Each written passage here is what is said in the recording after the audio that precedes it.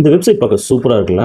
இந்த வெப்சைட்டோட டிசைன் எப்படி இருக்கணும்னு ஜஸ்ட் நான் மைண்ட்ல தான் நினைச்சிருந்தேன். அது ஒரு ப்ராம்ப்ட்டா மாத்துனேன். இந்த ஏஐ ஆப் கிட்ட குடுத்தேன். அது எனக்கு எக்ஸாக்ட்டா இப்படி தான் இருக்கணும் அப்படிங்கிறத அது அழகா எனக்கு மென்ஷன் பண்ணிடுச்சு. இதை என்னோட வெப்சைட் டெவலப்பர் கிட்ட குடுத்தேன் அப்படின்னா, என் மனசுல நினைச்ச வெப்சைட்டை ஈஸியா அவர் கிரியேட் பண்ணி குடுத்துருவாரு. ஸோ இந்த மாதிரி உங்களோட ஐடியாஸை நீங்க விஷுவலைஸா பார்க்கணும் அப்படின்னா, இந்த ஆப் ரொம்ப யூஸ்ஃபுல்லா இருக்கும். இந்த ஆப் எப்படி யூஸ் பண்ணணும்னு நான் சொல்லித் தரேன். இந்த வீடியோவை இப்பவே சேவ் பண்ணி வச்சுக்கோங்க. இந்த ஏஐ பேரு ஸ்டிட்ச். கூகுள் நியூவா இன்ட்ரடியூஸ் பண்ணியிருக்காங்க. ஸோ நீங்க ஸ்டிட்ச் அப்படின்னு சொல்லிட்டு கூகுளில் போயிட்டு டைப் பண்ணீங்க அப்படின்னாலே உங்களுக்கு இதுக்கான ஆப் வந்து ஓப்பன் ஆகிடும்.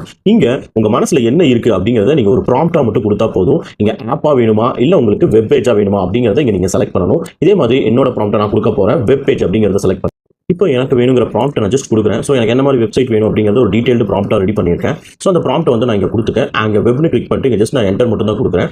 உடனே எனக்கு வேணுங்கிற இந்த டிசைனை இது வந்து ஒரு ப்ராப்பர் வேர்ல்ட் கிளாஸ் டிசைனர் மாதிரி கிரியேட் பண்ண ஆரம்பிச்சிருச்சு. ஸோ இதுக்கான ஃபைல்ஸ் எல்லாமே இது ப்ராப்பராக ஜென்ரேட் பண்ண ஆரம்பிச்சிருச்சு. ஸோ உங்களுக்கான டிசைன் இந்த இடத்துல வரும். ஸோ என்னோட டிசைன் கிரியேட் பண்ணணும்னு உங்களுக்கு நான் காமிக்கிறேன். You can see this. So அதோட ப்ராப்பரான ரெக்யர்மெண்ட் அதுவே டிரைவ் பண்ணிடுச்சு. ஸோ நான் கொடுத்த ப்ராடக்ட்டுக்கான ரெக்யர்மெண்ட் அதுவே இப்போ கிரியேட் பண்ணிடுச்சு. ஸோ இப்போ இங்கே கிரியேட் பண்ணிட்டு இருக்கு. உங்களுக்கு இங்கே தெரியும்னு நினைக்கிறேன். ஸோ இதை கிரியேட் பண்ணிட்டு என்னோட ஃபைனல் வெப்சைட்டை உங்களுக்கு நான் காமிக்கிறேன். வாவ், ஜஸ்ட் பாருங்க, என்னோட வெப்சைட் இப்போ ரெடி ஆயிடுச்சு. ஸோ இந்த மாதிரி உங்களோட மைண்டில் இருக்கிற ஐடியாவை இந்த ஸ்டிட்ச் கூகுள் ஆப்பை யூஸ் பண்ணி ஒரு டிசைனாக மாற்றுங்க.